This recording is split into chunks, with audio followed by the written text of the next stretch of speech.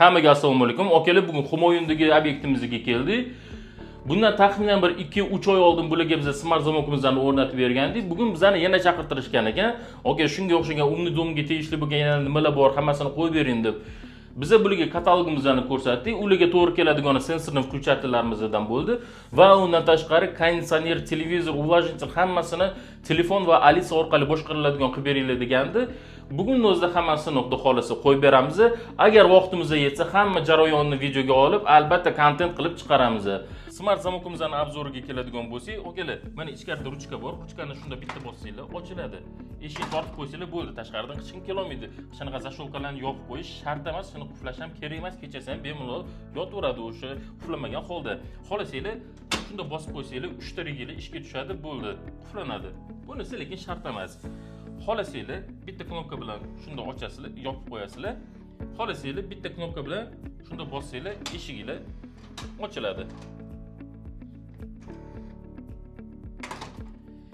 Undan tashqari glazokka qarab o'tirish shart emas, knopkasini bitta bosasizlar.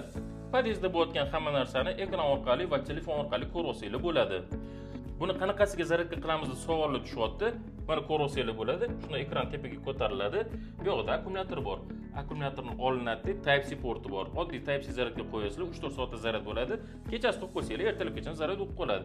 Bo'ldi, yana joyiga qaytarib qo'yib qo'yasizlar. Ekranni joyiga shunda taqib qo'yasizlar, bo'ldi. Marhamat, ishlataversanglar bo'ladi bemalol.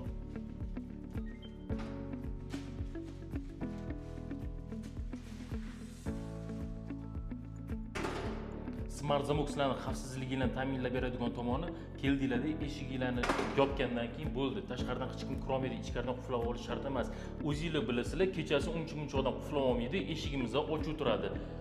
Bitta domla ikkita xonadonimizda smart zamokimizga buyurtma berganda, biz bularga $20 setka qilib berdik.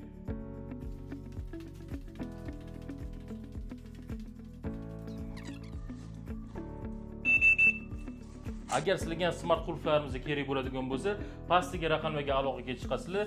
1 yil kafolati bilan o'rnatib beramiz.